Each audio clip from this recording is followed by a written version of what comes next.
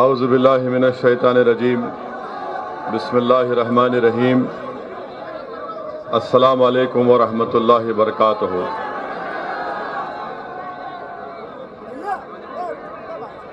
मोहतरम जनाब शौकत साहब, सदर उत्तर प्रदेश मजलिस इत्तेहादुल मुस्लिमीन जनाब तस्लीम अहमद साहब,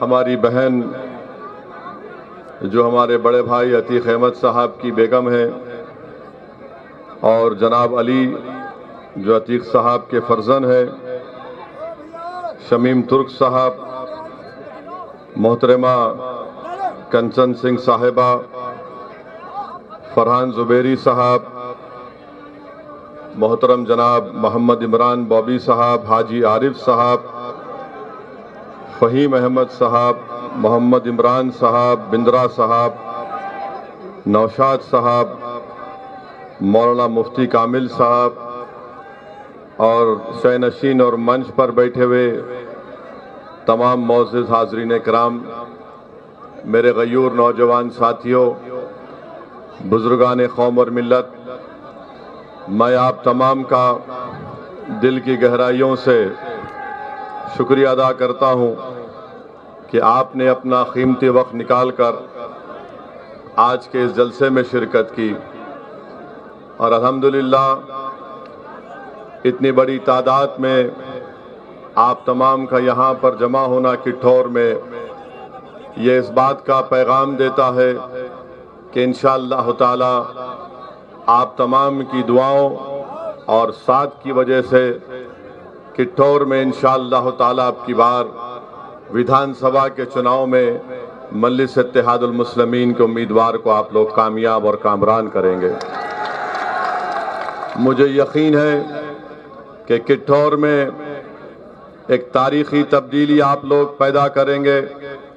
और मेरे अजीज दोस्तों और बुजुर्गों,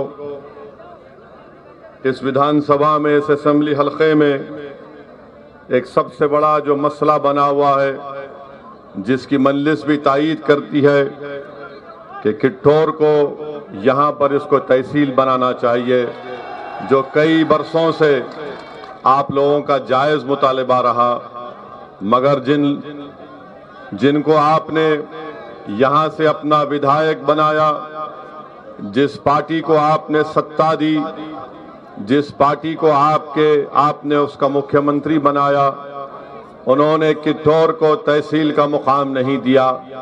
मैं आपसे वादा कर रहा हूं कि इंशाअल्लाह ताला आप आने वाले असेंबली और विधानसभा के इलेक्शन में मजलिस के हक में अपने वोट का इस्तेमाल करिए।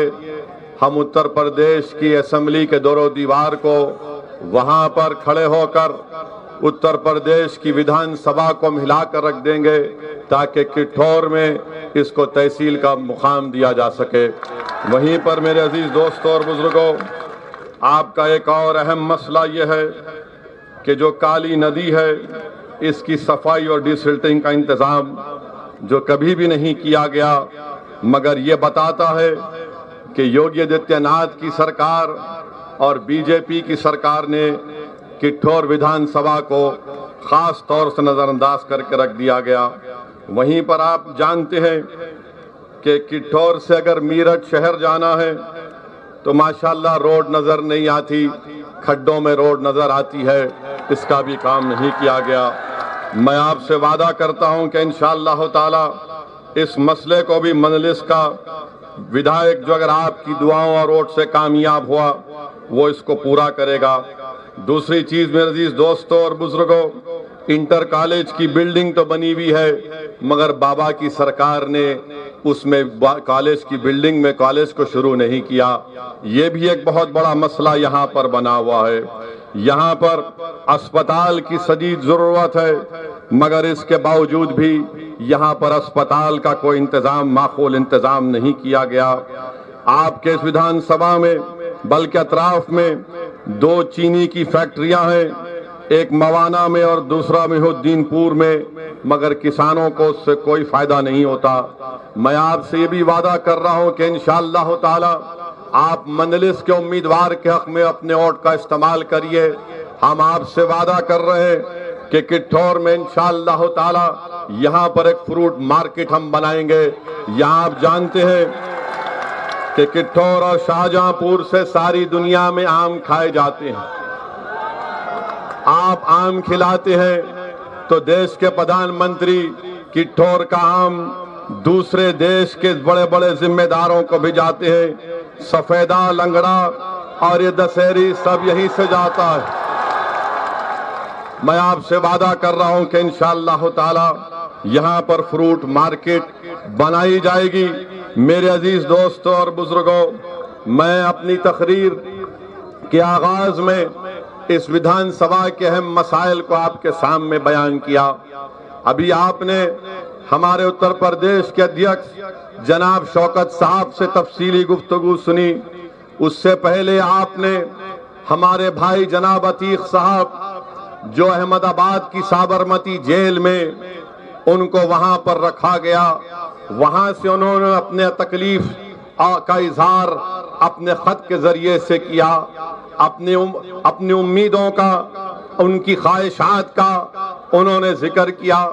अभी हमने अपनी बहन से जनाब अतीक साहब के खत को पढ़ते हुए सुना, और अगर आप उस गौर से उस खत को सुनेंगे जिसको हमारी बहन ने पढ़कर सुनाया, तो अतीक साहब ने कभी भी अपने लिए कोई बात नहीं की।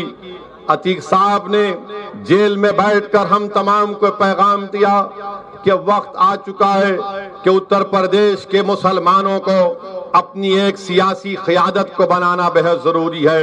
आज वक्त आ चुका है कि आप अपनी सियासी ताकत का मुजाहरा करें। आज वक्त आ चुका है कि आप अपने वोट की अहमियत को और उसकी ताकत को समझें। मेरे गयूर नौजवानों, किठौर के मेरे बुजुर्गों, मेरी इज्जतदार माँ और बहनों, असदुद्दीन ओवैसी उत्तर प्रदेश को और किठौर को इसलिए नहीं आया है कि मैं लफाजी कर कर अपनी मकबूलियत में इजाफा कर लूं। मैं यहाँ पर इसलिए नहीं आया हूँ कि मैं अपनी और शोहरत में इजाफा कर लूं। मेरे आने का मकसद एक ही है, और अल्लाह मेरी इस नीयत को, मेरे दिल का हाल जानता है। हमारे आने का मकसद एक ही है कि किठौर में मुसलमानों की एक सियासी लीडरशिप बने, किठौर में मुसलमानों की क़यादत बने। और क्यों नहीं बननी चाहिए? जब किठौर हो, मीरठ हो, वेस्टर्न यूपी हो, उत्तर प्रदेश हो या पूर्वांचल हो, उत्तर प्रदेश में हर समाज ने, हर जात ने अपनी अपनी एक सियासी लीडरशिप को बना लिया है। उनका एक नेता है। इतने बड़ी तादाद में उत्तर प्रदेश में मुसलमान हैं और आपकी कोई सियासी लीडरशिप नहीं है। हाँ, इनफरादी तौर पर जैद और बकर होंगे, मगर वो इनफरादी तौर पर पूरे कौम और मिल्लत की क़यादत नहीं कर सकते। मैं आपको पैगाम देने आया हूं, मैं आपको गुजारिश करने आया हूं कि आपको अपनी क़यादत को बनाना है, अपनी लीडरशिप को बनाना है। जब आपकी क़यादत और लीडरशिप किठौर के बसने वाले गयूर नौजवानों की सफों से कोई एक लीडर बनकर खड़ा होगा, जिसको किठौर के बुजुर्गों की सरपरस्ती हासिल होगी, तो तभी जाकर इंशाअल्लाह ताला हम उत्तर प्रदेश की सियासत में एक इनकलाब बर्पा करेंगे। इनकलाब उस वक्त बर्पा होगा जब आप अपने वोट से अपने कैंडिडेट को कामयाब करेंगे। इनकलाब इससे बर्पा नहीं होगा कि आप कभी सपा को, कभी बीएसपी को, तो कभी कांग्रेस को आपने वोट दिया। बताओ तुमने और हमने क्या हासिल किया? हमारे मुकद्दर में गरीबी और मुफलिसी आई, हमारे मुकद्दर में जेलों में हमारे नौजवानों की जवानियों को बर्बाद कर दिया गया, हमारे मुकद्दर में फसादात आए, हमारे मुकद्दर में एनकाउंटर आया, हमारे मुकद्दर में ये तबाही और बर्बादी आई। हमारे बच्चों को स्कूल का इंतजाम नहीं, हमारे नौजवान 2% ग्रेजुएट होते हैं। सबसे ज्यादा drop out rate Uttar Pradesh में अगर किसी का है तो मुसलमानों का है। ये मजलिस का पैगाम है। इन नाइंसाफियों का हम खात्मा करना चाहते हैं। और मैं आपसे अपील करने आया हूं, मैं आपसे गुजारिश करने आया हूं, मैं आपके सामने भीख मांगने आया हूं, मेरे लिए नहीं। मैं आपसे भीख मांगने आया हूं कि मुत्तहिद हो जाओ। उत्तर प्रदेश की विधानसभा में उत्तर प्रदेश के मुसलमानों, अपने वोट की अहमियत को समझो। तुम 19% हो, तुम मामूली नहीं हो, तुम 19% हो। अगर तुम मुत्तहिद हो जाओगे तो याद रखो उत्तर प्रदेश के मुकद्दर के फैसले तुम्हारी आवाज के बगैर अधूरे रहेंगे। शर्त यह है कि हमको मुत्तहिद होना है। यकीनन हमारे उत्तर प्रदेश हो या भारत हो, मुसलमानों में एक डाइवर्सिटी है। हमारे पास भी आलाजात के हैं, ओबीसी समाज के लोग हैं, मगर क्या हम हमारे हिंदू भाइयों से सबक हासिल नहीं कर सकते कि कैसे ओबीसी समाज ने अपने अपने नेताओं को बना लिया? क्यों बनाया? क्योंकि वो मुत्तहिद हैं, अपना वोट उस नेता को डालते हैं। और हमसे क्या कहा जाता है मुसलमानों से? जब कभी भी, भाई साहब तो रुक जाइए थोड़ी देर के लिए, रुक जाइए। जब कभी भी चुनाव आते हैं, एक ही जुमला आपसे शुरू हो गया होगा, मुसलमानों जिंदगी मौत का इलेक्शन है उत्तर प्रदेश का। यानी हर इलेक्शन जिंदगी मौत का रहा हमारे लिए। हर आखिर आदमी आकर कहेगा ये दल्ले आएंगे।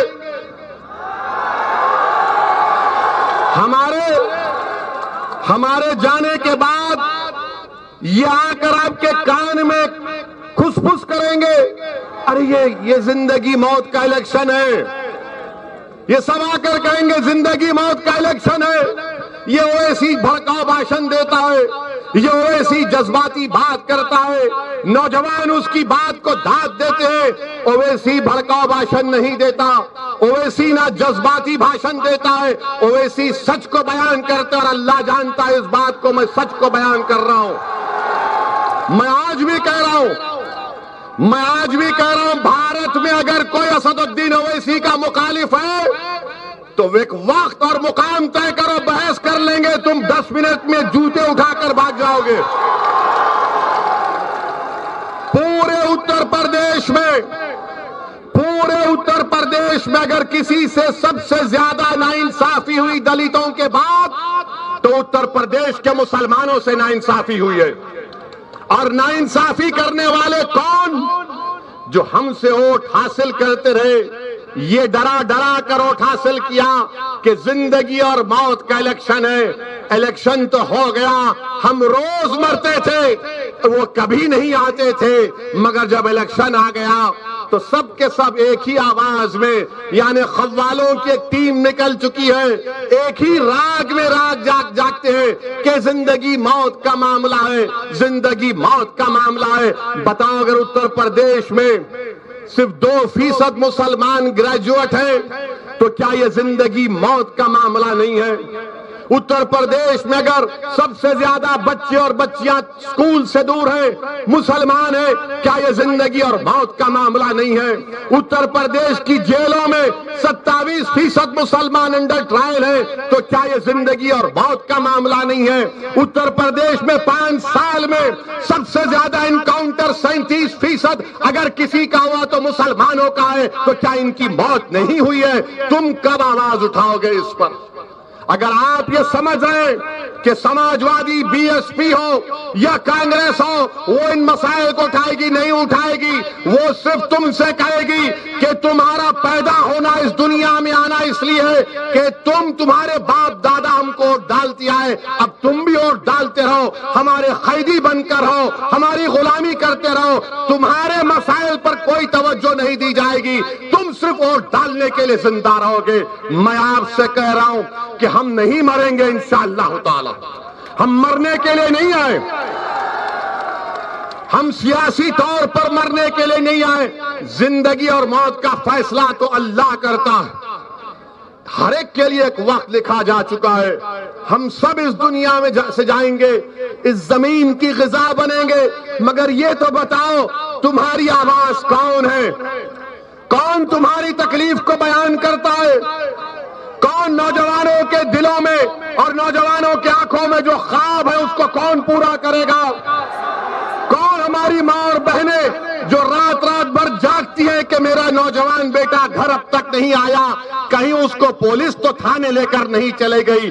कौन उस माँ को इत्मीनान की नींद सुलाएगा? कौन उस बाप को उम्मीद दिलाएगा कि तुम्हारे औलाद का एक रोशन मुस्तकबिल है। इन चीजों पर कोई बात नहीं करेगा, इन चीजों पर कोई बात नहीं करेगा। बात किस पर करेंगे? वोट डालो, जिंदगी मौत का फैसला है, मुशाहरा कराएंगे। रमजान की ईद आएंगी तो ना उनको रोजे से मतलब, ना कुरान से मतलब, मगर घर को मुसलमान के आ जाएंगे टोपी पहनकर कि शीर खुरमा खिला दे। बकरीद आएगी तो कहेंगे कि बेटा कुछ गोश्त खिला दे। ईदगाह के सामने आकर ठहर जाएंगे, ईदगाह के सामने आकर ठहर जाएंगे, किसी गरीब मुसलमान को हाथ पकड़ के बोलेंगे आ गले लग जा। गले तो लगा लेंगे मगर दिल में जो धड़कने हैं वे तुम्हारी नफरत और बर्बादियों से भरी हुई है। ये सच्चाई बयान कर रहा हूं। मेरे अजीज दोस्तों और बुजुर्गों, इन अहम बात पर, इन नुकात पर, इन पॉइंट्स पर आपको गौर करना है। और हमारे जो मीडिया के लोग हैं,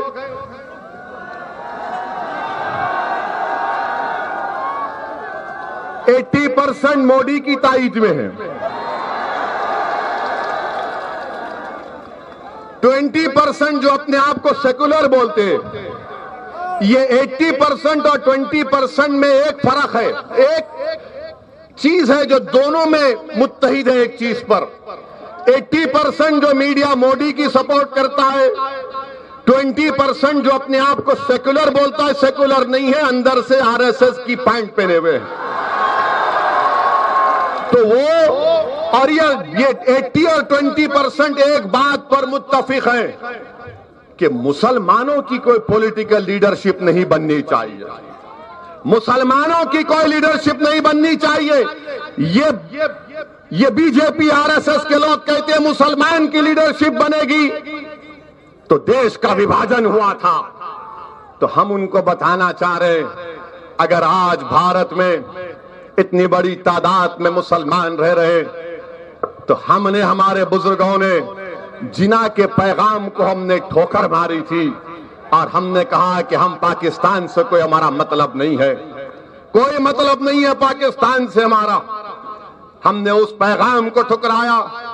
और जो लोग मुझ पर इल्जाम लगाते हैं, क्या तुम नहीं जानते कि दिल्ली की जामा मस्जिद की सीढ़ियों पर खड़े होकर क्या भारत के मुसलमानों को उस वक्त की हुकूमत के वजीर मौलाना अबुल कलाम आजाद ने नहीं कहा था भारत के मुसलमानों से कि तुम हिजरत के मुकद्दस नाम पर फरार की जिंदगी मत गुजारो? क्या उस वक्त की हुकूमत नेहरू के कैबिनेट के मंत्री कौन थे? मौलाना अबुल कलाम आजाद रहमतुल्लाह अलैह। क्या मौलाना आजाद ने नहीं कहा था कि हिजरत के मुकद्दस नाम पर फरार की जिंदगी मत गुजारो? तुम इस भारत के शहरी हो तो बताओ आपने हमारे से क्या किया? फिर हमको इस वतन अजीज से जब भी मोहब्बत थी, आज भी और कल भी रहेगी इंशाअल्लाह ताला। और फिर ये जो 20% का अपने आप को सेकुलर कहते हैं, इनको भी एक ही बात की तकलीफ है कि ओवैसी मुसलमानों की पॉलिटिकल लीडरशिप की बात कर रहा है। ये नहीं हो सकता। मैं उन मीडिया के लोगों से पूछना चाह रहा हूं, जब अगर कोई एक मीडिया का एक जिम्मेदार किसी टीवी चैनल में पहुंच जाता है और वो एक बड़े ओहदे पर आ जाता है, तो वो ये कोशिश करता है कि अपनी जात के लोगों को मीडिया में घुसाया जाए, उसको नौकरी मिले। मैं नाम लेना नहीं चाहता, मगर किसी ने मुझसे कहा था कि फलां शख्स के बारे में आपकी राय क्या है? तो मैंने कहा उनके बारे में मशहूर है कि जब वो किसी टीवी चैनल में एंकर थे तो उस मीडिया चैनल के लोगों को बोलते थे कि ये मेरी जात का है, इसको नौकरी पे रख लो, इसको नौकरी पे रख लो। आज आकर आप इंटरव्यू ले रहे लोगों का कि ओवैसी का सभा है, मजलिस की सभा है, बोलो क्या होगा, उत्तर प्रदेश में क्या होगा। अच्छा, सवाल कैसे करते, मुसलमान का अगर वोट नहीं मिला तो बीजेपी आ जाएगी? पूछते हैं ना, बोलते हैं ना, अगर मुसलमान का वोट डिवाइड हुआ तो बीजेपी आ जाएगी? ये हर एक सवाल करता है ना आपसे। मुसलमान का और डिवाइड हुआ तो बीजेपी आ जाएगी, पूछते हैं ना। अच्छा, आप मेरे सवाल का जवाब दो। 2014 के जब लोकसभा के चुनाव हुए, क्या आपने मोदी के नाम पर वोट दिया था? किसने बीजेपी को वोट नहीं दिया? हाथ उठाइए।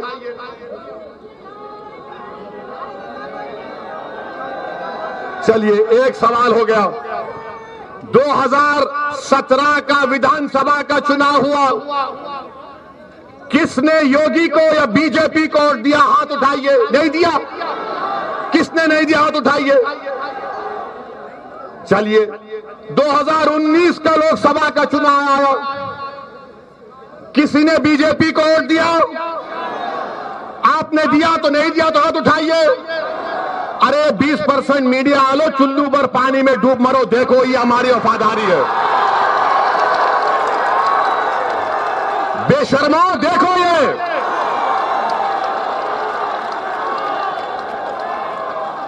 ना 14 में दिया, ना 17 में दिया, ना 19 में दिया। नहीं दिए ना? नहीं दिए ना? क्या तुम दोगे बीजेपी को वोट? क्या तुम मोदी को वोट दोगे? तो क्या तुम अब की बार ओवैसी का साथ दोगे? क्या तुम मंजलिस को वोट दोगे? अब सुनो आप, 2014 में किसकी सरकार थी उत्तर प्रदेश में? अखिलेश की थी ना? तो अखिलेश के परिवार के 5 लोग जीते, 5 जीते, और बीजेपी जीत गई पूरा। क्यों जीती बीजेपी? क्यों जीती बीजेपी? सही कहा तुमने, सही कहा तुमने। उन्होंने कहा, मैं नहीं कह रहा हूं, जनता कह रही है, वरना ये 80% 20% के दल्ले बोलेंगे, ओवैसी बोला।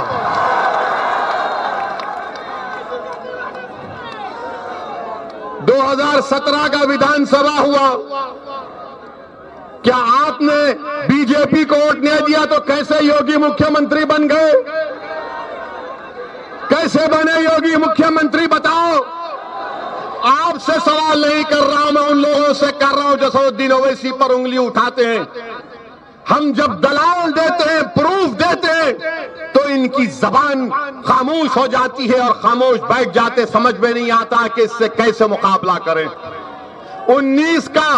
2019 का लोकसभा का चुनाव हुआ, ये मेरठ की पार्लियामेंट की सीट है ना? ये मेरठ, ये किट्ठौर मेरठ संसद की विधानसभा लोकसभा में आता है ना?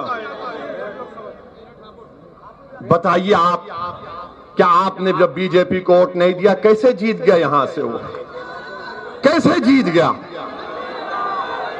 अखिलेश यादव ने 3 इलेक्शन हार गए। अखिलेश यादव 14 का, 17 का और 19 का 3 इलेक्शन अखिलेश यादव हार चुके हैं। और अगर आप अपने वोट की कीमत और अहमियत को नहीं समझेंगे तो फिर नुकसान आपका होगा, अखिलेश यादव का नहीं होगा।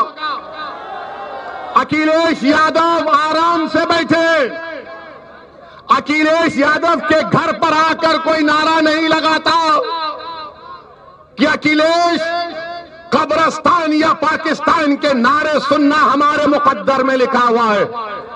अखिलेश यादव के घर पर आकर कोई पत्थर नहीं फेंकता, मेरे घर पर आकर पत्थर फेंकता है। अखिलेश यादव जेल को नहीं जाएंगे, जेल को जाना हमारा मुकद्दर बना दिया गया। अखिलेश यादव का एनकाउंटर नहीं होगा, एनकाउंटर मेरा है, हर गोली पर मेरा नाम लिखा है। अखिलेश यादव के बच्चे सुनो मेरी बात को, अखिलेश यादव के साथी, उनकी औलाद अच्छे बड़े बड़े स्कूलों में पढ़ेगी। मेरे बच्चों को स्कूल में पढ़ाने के लिए स्कूल नहीं है, स्कूल है तो फीस देने का इंतजाम नहीं है। अखिलेश यादव के यादव बरादरी के लिए उनके नौजवान ग्रेजुएट हो जाता है, मुसलमान ग्रेजुएट नहीं हो सकता। बताओ फिर कौन आवाज उठाएगा? आपको लड़ना है, मैं नहीं। मेरी जिंदगी का कोई भरोसा नहीं है। मैं आपको एक पैगाम देने आया हूं मेरे अजीज दोस्तों और बुजुर्गों, आप सिर्फ एतमाद हासिल करो, डर से आगे निकलो। आप सोचते हैं कि अगर वोट नहीं डालेंगे तो क्या होगा? आपने 3 मरतबा वोट दिया ना, 14 में, 17 में, 19 में, तो क्या हुआ? इनका वोट मोदी के गोद में बैठकर इनका वोटर चाय पी रहा है। यह हकीकत है, मैं आपको बयान कर रहा हूं। मेरे अजीज दोस्तों और बुजुर्गों, जो लोग हम पर इल्जाम लगाते हैं, बताओ इन दलील जो दिया हूं ये सच है या झूठ है? इस पर कोई जवाब नहीं दे सकते। बिहार में हम इलेक्शन लड़े तो बिहार के असेंबली के इलेक्शन में भी यही 80-20% के लोग शुरू हो गए। ओवैसी लड़ रहा है, बीजेपी आ जाएगी, बीजेपी आ जाएगी। बिहार में आरजेडी और कांग्रेस और माले का अलायंस हुआ। करीब 70 सीट पर कांग्रेस लड़ी और मजलिस 19 सीट पर लड़ी। 19 में हमने 5 पर कामयाबी हासिल की और जो बचे सीटें थीं उसमें 9 पर कांग्रेस और राजद कामयाब हो गए, 6 पर नीतीश और मोदी कामयाब हो गए। हमारी वजह से नहीं हुए। अब बिहार में 2 विधानसभा का बाई इलेक्शन हो रहा है। जो बिहार में ओवैसी को गालियां देते थे, क्या क्या बकवास बकते थे, क्या क्या इल्जामात मुझ पर लगाए, मैंने उन तमाम इल्जामात लगाने वालों को अल्लाह के हवाले कर दिया हूं। अल्लाह फैसला करेगा उसका इंशाअल्लाह ताला। उस वक्त अब बिहार में 2 विधानसभा के बाई इलेक्शन हो रहा है। 30 नवंबर को पोलिंग है। 1 साल पहले तक ओवैसी को गाली देने वाले आज कांग्रेस और आरजेडी एक दूसरे का मुकाबला कर रहे हैं। बताओ आप इनकी मुनाफिकत देखिए, इनका ड्रामा देखिए। आरजेडी लालू और कांग्रेस के राहुल एक तरफ दोनों लड़ रहे हैं और अगर कल वहां पर जेडीयू जीत जाएगी तो किस पे इल्जाम लगाएंगे? ये इल्जाम ये लगाएंगे नहीं असदुद्दीन ओवैसी लड़ा नहीं, मगर किठौर में भड़काऊ भाषण दिया, उसका असर बिहार में हो गया। अरे पापियों, अगर 50 साल का बच्चा शादी नहीं करता तो मैं जिम्मेदार? कल भैंस और गाय दूध नहीं देगी तो मैं जिम्मेदार? सुबह में मुर्गी तहज्जुद में बांग नहीं देगी तो मैं जिम्मेदार? अरे तुम्हारी कमजोरियां, तुम्हारे झूठ, तुम्हारी मक्कारी तुमको इंशाअल्लाह एक दिन तबाह बर्बाद कर रही है। अब आप बताइए, बिहार में कांग्रेस और लालू एक दूसरे से मुकाबला कर रहे हैं और यहां पर आकर कह रहे हैं ओवैसी वोट काटने आया है। मगर जब हम ये बयान करते हैं तो आज कुछ नहीं कह सकते हैं।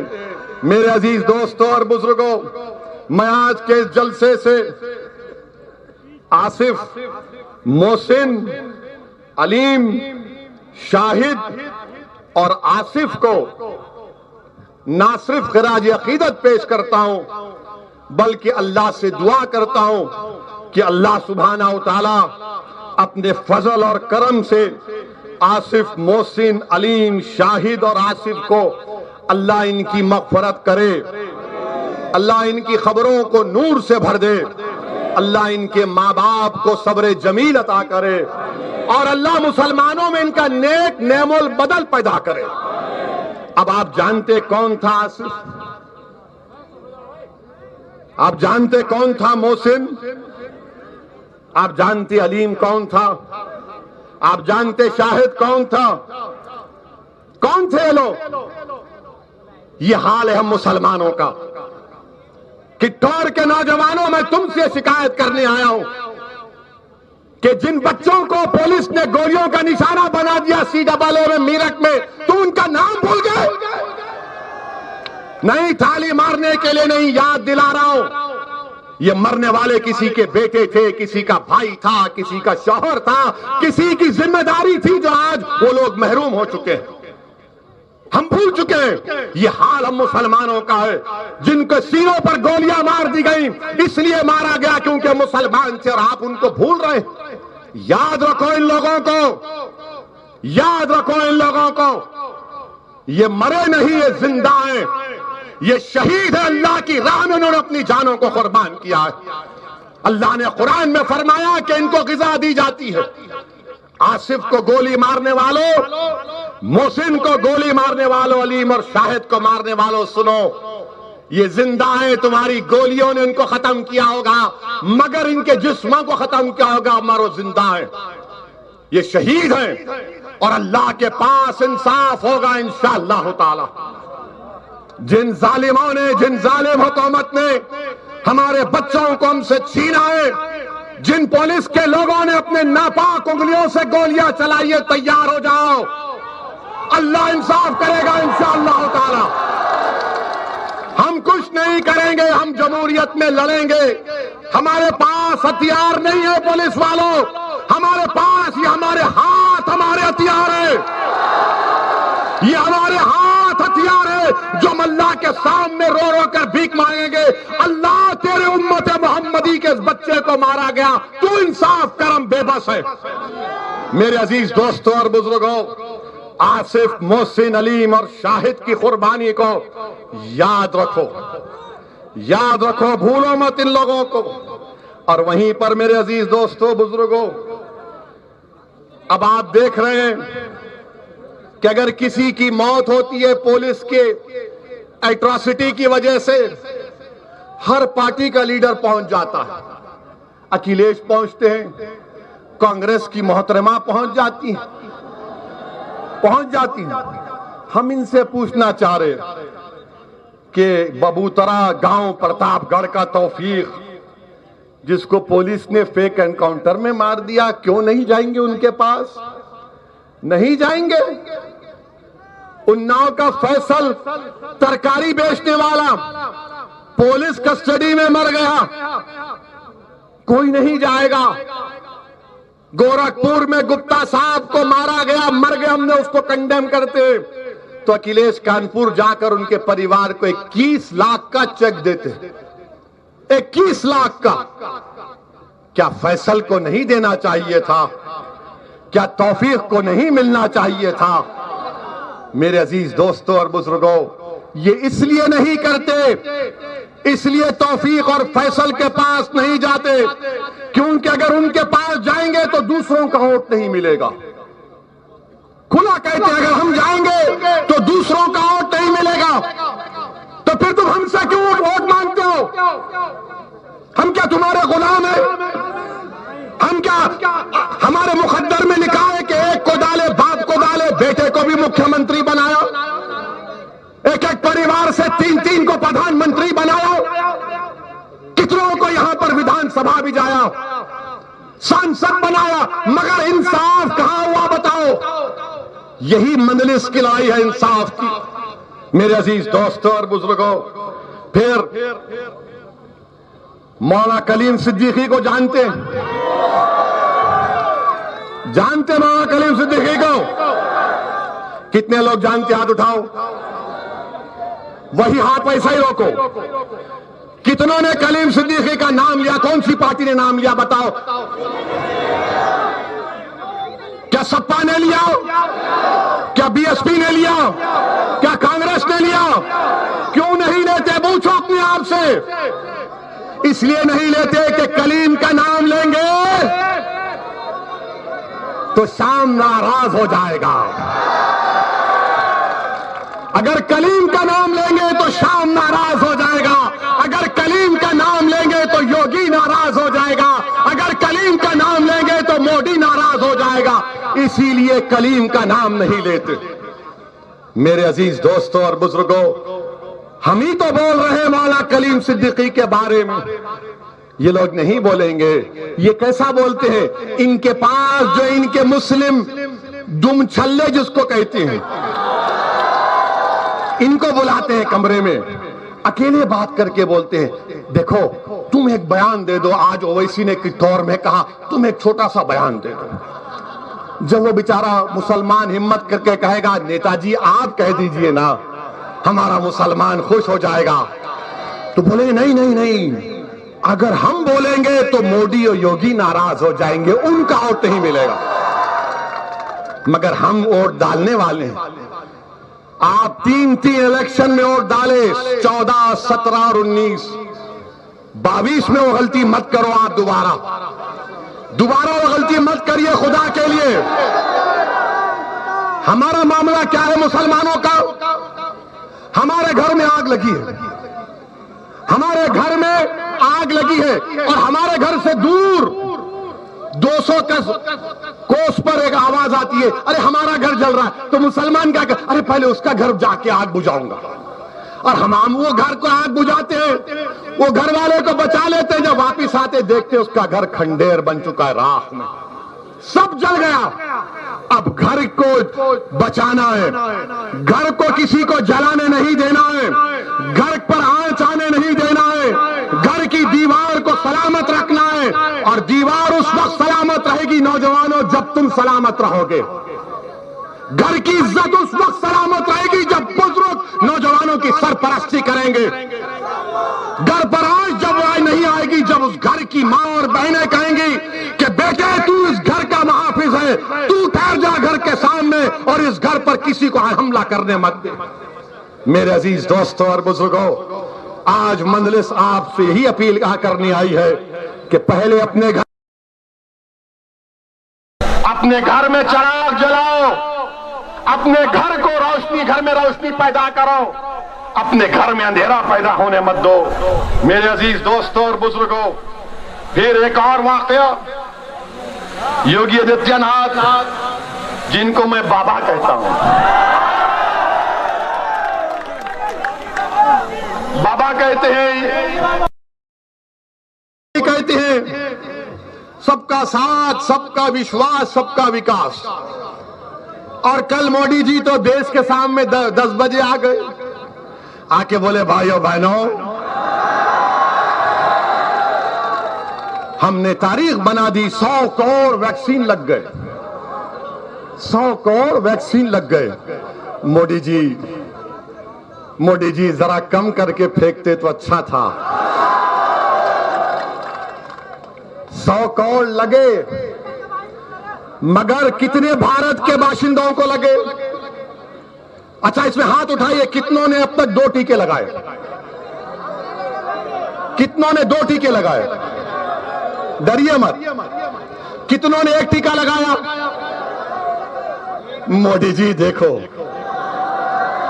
सिर्फ 1 टीका लगा रहे, बाजा बजा रहे। भारत में सिर्फ 31% जनता को 2 टीके लगे। और फिर मोदी जी कल ये भी गलत बोल दिए कि ये टीके भारत में बनाए गए। मोदी जी, हमारे कान में तो फूल नहीं है ना, हम थोड़ा बहुत पढ़ना लिखना जानते हैं। जो 100 करोड़ टीके लगाए गए, 90% बर्तानिया में, इंग्लैंड के बने हुए, यहां पर टेक्नोलॉजी दी गई। तो मोदी जी वो तो बर्तानिया का है ना, आप कहते हैं कि भारत में बनाए गए। और फिर क्या मोदी जी की सरकार ने नहीं कहा था मई और जून में कि दिसंबर 31, 2021 तक हर भारत के नागरिक को 2 टीके लग जाएंगे? नहीं लगेंगे दिसंबर 31 तक। कम से कम अगर यही रफ्तार रही तो 22 मार्च हो जाएंगे। मेरे अजीज दोस्तों और बुजुर्गों, फिर यहां पर हम पूछना चाहते हैं कि जब कोविड की पहली वेव आई, क्या तबलीगी जमात पर जुल्म नहीं हुआ? हाथ उठाकर बोलो, तबलीगी जमात पर जुल्म नहीं हुआ? अब इस पर भी कौन बोले? कोई नहीं बोला।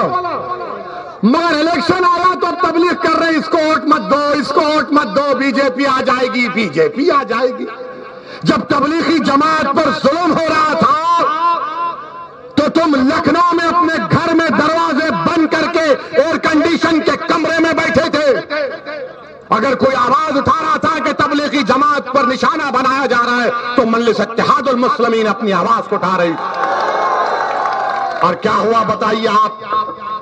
मैं आपको मेरठ की मिसाल दे रहा हूं, क्योंकि कल कोई यह ना कह दे कि असदुद्दीन ओवैसी लंबी लंबी छोड़ते हैं मोदी की तरह। आपको मालूम होगा, मवाना में एक जमात आई थी, वहां पर एक सब इंस्पेक्टर एक शख्स को बीमार हो गए तो खूब मारा उसको और बोला तू जमात में जाएगा। एक 60 साल के बूढ़े को पुलिस ने इतना मारा कि उसका पैर फ्रैक्चर हो गया।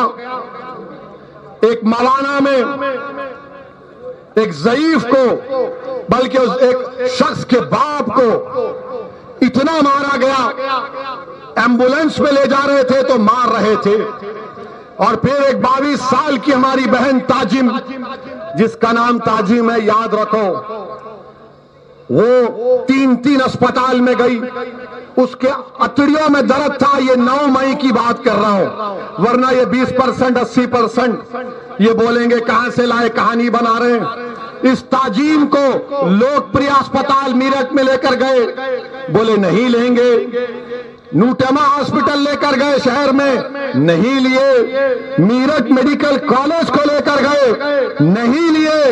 और सुबर्ता मेडिकल कॉलेज में लेकर गए तो वेंटिलेटर पर आ गई और 3 दिन के बाद उसकी मौत हो गई। मेरे अजीज दोस्तों और बुजुर्गों, ये सबका साथ और सबका विश्वास की निशानी है बाबा। और फिर 6 मई को अमरीन हामिला थी। हिंदुस्तान अखबार की रिपोर्ट है, लिसारी गेट शाम नगर की रहने वाली। 7 मई को उसको दर्द शुरू हुआ, हर अस्पताल में लेकर जा रहे थे। नाम अमरीन था तो कहा कोविड का टेस्ट नहीं है, नहीं लेंगे। अमरीन अस्पताल पहुंचने तक तड़प तड़प कर अमरीन मर गई। ये सबका साथ, सबका विश्वास है। आप बताइए, जो कुछ नाम आपके सामने कहर बर बता रहा हूं, ये सब सच्चे हैं। और मेरे अजीज दोस्तों और बुजुर्गों, ये मेरठ का जिला है जहां से एक चिंगारी निकली थी सन 57 में। हमारे बुजुर्गों ने एक चिंगारी को भड़काया था तो मेरठ से लेकर लाल किला हिल गया था। अंग्रेजों को भागना पड़ा लाल किले पर। मेरठ के बहादुरों ने, गाजियों ने, मेरठ के शौहदाओं ने अंग्रेजों की ईंट से ईंट बजा दी थी। आज असदुद्दीन ओवैसी आपसे वही गुजारिश करने आया है, तुम इस तारीखी सरजमीन पर बसने वाले हो, तुम एक चिंगारी दिखाओ, एक हरकत दिखाओ, जिस तरह हमारे बुजुर्गों ने, तुम्हारे बुजुर्गों ने सन 57 में अंग्रेजों के खिलाफ जिहाद किया था। सन 57 में अंग्रेजों की गुलामी से देश को आजाद कराने के लिए अपनी जानों को निछावर कर दिया था। ऐ मेरठ की सरजमीन पर बसने वाले मेरे हिंदू, मुसलमान, दलित और ओबीसी भाई और बहनों, तुम उन मुजाहिदीन आजादी के वारिस हो। तुमको हरकत करना पड़ेगा, तुमको इंसाफ के लिए उठना पड़ेगा, तुमको मायूसी को खत्म करना पड़ेगा, तुमको अपने बुजुर्गों के, बहादुरों की कहानियों को दोबारा दोहराना पड़ेगा। मेरे अजीज दोस्तों और बुजुर्गों, इस मेरठ में मावी गांव में क्या हुआ? दिसंबर 2020, जनवरी 2021 को कई मुस्लिम परिवारों को अपना घर बार छोड़कर जाना पड़ा। गांव मावी गांव है। अब आप बताइए, उसी गांव में मैंने अखबार में पढ़ा कि एक बेटी ने अपने बाप से कहा, जिसके 3 बेटियां थीं, कि अब्बा हम ऐसे खौफ में नहीं जी सकते। इस बच्ची ने अपने बाप से कहा, अब्बा हम ऐसे खौफ में जी नहीं सकते। मेरे अजीज दोस्तों और बुजुर्गों, कब तक खौफ में जिंदगी गुजारोगे? कब तक डर डर कर वोट डालते रहोगे? कब तक तुम अपनी औलाद के लिए वोट नहीं डालोगे, अपनी ताकत के लिए वोट नहीं डालोगे? मेरे अजीज दोस्तों और बुजुर्गों, फिर वहीं पर आप जानते हैं कि अक्टूबर 17, 2019 को शिमम खान इसको मीठा के नाम से पुकारा जाता। एनकाउंटर हुआ और इस पर इल्जाम लगा दिया योगी की पुलिस ने कि ये चोरी कर रहा था, मोटरसाइकिल चोरी की, सेल फोन चोरी का। जब शीमन खान उर्फ मीठा ने इंश्योरेंस के कागजात और बिल बता दिए तो पुलिस ने क्या कहा, गलती हो गई एफआईआर में लिखते हुए, गलती हो गई एफआईआर में लिखते हुए। और मीठा को क्या किया, मीठा को खेत में ले जाकर पेट में गोली मारी, फिर दूसरी गोली मारी, तीसरी गोली मारी तो उसकी रेल की हड्डी से निकल गई। आज भी शीमन खान मीठा अपाहिज हो चुका है। ये यहां पे जो 15 साल विधायक थे, क्या नाम है उनका? हाँ? क्या आपको ये मंजूर था शाहिद? मुंह नहीं खोलेंगे? शौकत गांव को आया तो बोलेंगे गोली मारेंगे। मैं इन लोगों को कहना चाहूंगा, अगर तुम्हारी गोली पर असदुद्दीन ओवैसी की मौत लिखी है तो मारो मुझे, मैं मरने के लिए तैयार हूं।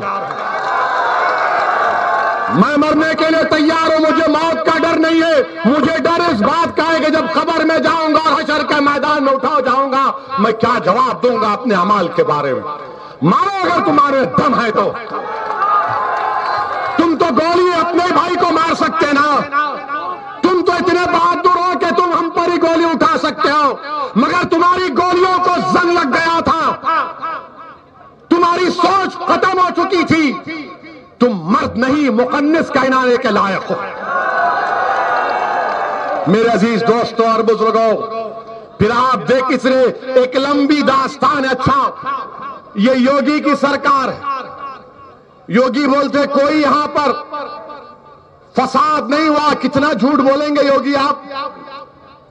एनसीआरबी का डेटा है 2019 में अमित शाह की मिनिस्ट्री कह रही है कि उत्तर प्रदेश में 5000 से ज्यादा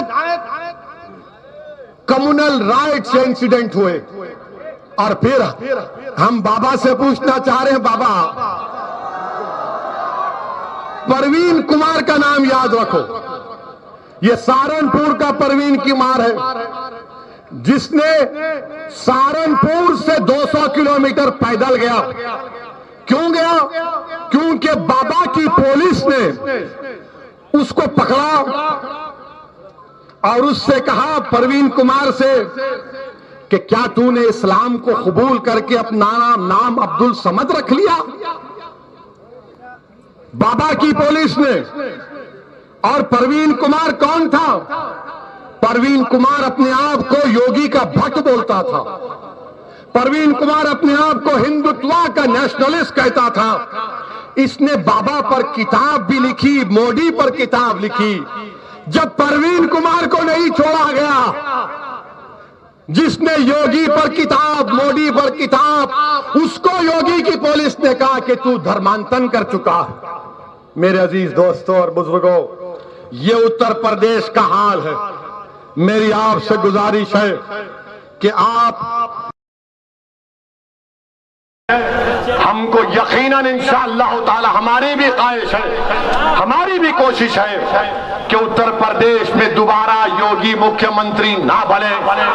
हमारी भी ख्वाहिश है कि 24 में दोबारा देश का प्रधानमंत्री मोदी ना बने। और इंशाअल्लाह ताला हम अपनी कोशिश को जारी रखेंगे।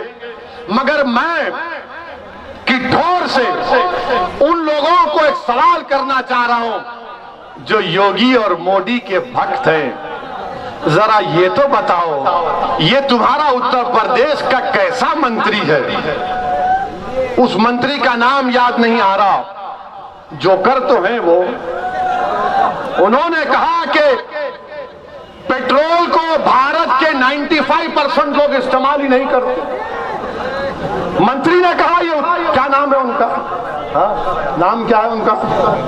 नाम देखना पड़ेगा।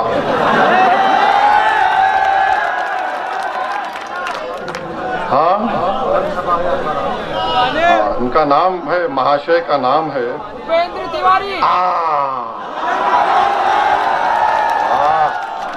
मीडिया वाले बोल रहे हैं, देखो आप, क्योंकि ये मीडिया वाले मोटरसाइकिल पर अपने घर को जाते हैं ना, उसमें तो पेट्रोल गिरता है। तो तिवारी साहब बोल रहे हैं 95% लोगों को पेट्रोल की जरूरत नहीं है। तो मैं उत्तर प्रदेश के हर वो शख्स जो मोटरसाइकिल चलाता है, आप खुद सोचो, जो योगी और मोदी का भक्त है, क्या तुम अब भी योगी और मोदी को वोट दोगे? पेट्रोल की कीमत क्या है? जोर से बोलो, नहीं सुने आया, जोर से बोलो ताकि मोदी को मालूम हो। आपको ये कीमतों की फिक्र नहीं है। अब आप बताइए 160, 106, मगर मोदी जी बोल रहे भाइयों मैंने 100 करोड़ हमने आपका इंजेक्शन लगाया। गरीब कहां जाएगा योगी मोदी जी? जब कोई पोलिंग बूथ को आता है गरीब, तो मोटरसाइकिल पर अपनी बीवी को बिठाकर पोलिंग बूथ को आता है। नौजवान आता है तो 3-3, 4-4 को बिठाकर बूथ को लाता है। अब उन नौजवानों को, उन मोटरसाइकिल चलाने वालों को सोचना पड़ेगा कि ये बीजेपी की सरकार इन महंगाइयों का मजाक उड़ा रही है, महंगाई का मजाक उड़ा रही है। और मैं बीजेपी और आरएसएस के लोगों से पूछना चाह रहा हूं, कश्मीर में आपने बड़ा दावा किया कि 370 खत्म हो गया, सब खत्म हो गया, मगर 9 भारत के सिपाही मारे गए, 9 मारे गए थे ना। और मोदी जी क्या बोलते थे? मैं घर में घुस के मारूंगा, घर में घुस के।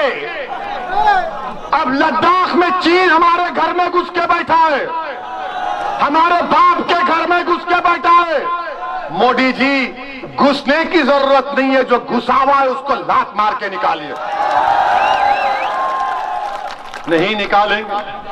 चीन की जब बात आती है तो देश के प्रधानमंत्री खामोश हो जाते हैं। पाकिस्तान से टेररिस्ट आते हैं और हम मुसलमानों को कहा जाता है जा पाकिस्तान जा, तुझे गोश्त खाना है पाकिस्तान जा, तुझे वो करना है पाकिस्तान जा। अरे दीवाने, पाकिस्तान को हमारे दादा ने गई, तेरे को क्यों इतनी मोहब्बत है? मगर पाकिस्तान का नाम लेकर हमको गाली, मगर जब क्रिकेट खेलने की बात आ रही है तो कल दोनों क्रिकेट खेलेंगे। मैं मोदी जी से पूछना चाह रहा हूं, मैं आरएसएस के मोहन भगवत से पूछना चाह रहा हूं, मोदी जी, भगवत जी, ये आपका देश से प्रेम है क्या? मोदी और मोहन भगवत, वो जो देश के सिपाही मारे गए, उनके परिवार से कहेंगे आप कि कल का T20 का क्रिकेट मैच देखो। मरने वालों को आप कहेंगे कि देखो कल भारत और पाकिस्तान का क्रिकेट मैच हो रहा है। जिसके घर में अपने बेटे की लाश आई होगी उसको मालूम होगा। हमारा असलम आईटीबीपी में 27 साल काम किया, जिसने लद्दाख पर काम किया, भारत की सीमाओं की हिफाजत करा। इससे पूछो आप कि सीमाओं पर ठहरना कितना मुश्किल होता है, और हम क्रिकेट मैच खेल रहे हैं। वाह मोदी जी, वाह मोहन भगवत जी, ये आपका नेशनलिज्म अभी तक हमको समझ में नहीं आया। ये कौन सी मोहब्बत है? लोग बोलते कि नहीं नहीं वर्ल्ड कप का मैच है। वर्ल्ड कप का वर्ल्ड कप जब हमारे सारे सिपाही मारे जा रहे और कश्मीर में 370 निकाल दिया। अमित शाह आज कश्मीर में, आपको मालूम, अमित शाह आने से 2 दिन पहले से श्रीनगर में स्कूल के बच्चे 12 साल के, 13 साल के, उनको रोककर उनके बैग को खोला जा रहा है, उनकी चेकिंग हो रही है। पूरा श्रीनगर को बंद कर दिया गया। अमित शाह 35 गाड़ियों में जाते, कितने? जब 370 निकल गया तो प्यारे 3 गाड़ी में क्यों नहीं जा सकते? आपने कहा कि सब खत्म कर दिए, क्या खत्म करें आप? मेरे अजीज दोस्तों और बुजुर्गों, लोग मुझसे भी सवाल करते हैं कि असदुद्दीन ओवैसी तुम्हारे साथ कौन है? मेरे अजीज दोस्तों और बुजुर्गों, ये जवाब सिर्फ ओवैसी का नहीं, ये जवाब पूरे उत्तर प्रदेश और भारत के मुसलमानों का है कि हमारे साथ कोई नहीं है। मैं जिम्मेदारी के साथ कह रहा हूं, पूरी जिम्मेदारी के साथ कह रहा हूं। और तुम अगर मेरी बात के यकीन नहीं करते तो अपने दिल पर हाथ रखकर अपने दिल से पूछो कि कौन तुम्हारे साथ खड़ा है, कौन तुम्हारे साथ खड़ा है? सिर्फ अल्लाह हमारे साथ, अल्लाह हमारे लिए काफी है। हस्बुनल्लाहु निअमल वकील। अपने हिम्मत और हौसलों को बुलंद रखो। ये देश हमारा है। इस देश की आजादी के लिए हमारे बुजुर्गों ने अपना खून पसीना बहाया। इस देश के उलमाओं ने जिहाद का फतवा अंग्रेजों के खिलाफ दिया। मेरे अजीज दोस्तों और बुजुर्गों, अफसोस होता है कि जो जबान, उर्दू जबान देश की आजादी में एक अहम रोल अदा किया, आज उर्दू जबान से नफरत पैदा हो गई। इतनी नफरत पैदा हो गई कि 4 मुसलमानों को नेशनल इन्वेस्टिगेटिंग एजेंसी ने गिरफ्तार किया और चारों पर इल्जाम क्या था कि उन्होंने ये कहा कि घी हम पहुंचा देंगे। क्या कहा? जोर से बोलो, घी हम पहुंचा देंगे। और एक इल्जाम क्या था कि उन्होंने कहा, उन 4 मुसलमानों ने, कि तुमने खिदमत की। तो NIA कहती है मोदी की, घी बम है, खिदमत अटैक है, हमला है। अरे कौन सी डिक्शनरी में लिखा है? कौन से फेरोजुल लुगात में लिखा है कि घी बम है, खिदमत हमला है? तो जज ने कहा यह सब झूठ है और मुकदमे को निकाल कर फेंक दिया। ये काम हो रहा है, ये काम हो रहा है। बहरहाल मेरे अजीज दोस्तों और बुजुर्गों, मेरी आपसे गुजारिश है कि उत्तर प्रदेश के आने वाले विधानसभा के चुनाव में मेरी आपसे दरमंदाना अपील है कि बगैर खौफ के, बगैर जहनी उलझन के, पूरे इत्मीनान और एतमाद के साथ, पूरे भरोसे के साथ मजलिस के हक में अपने वोट का इस्तेमाल करिए। अपने इत्तेहाद को मजबूत करिए। डरने और घबराने की जरूरत नहीं है। मैं आपके सामने नारा लगाऊंगा, आप मेरे साथ नारे का जवाब देंगे। नारे तकबीर, नारे तकबीर, नारे तकबीर। हिंदुस्तान, भारत। अस्सलाम वालेकुम व रहमतुल्लाहि व बरकातहू।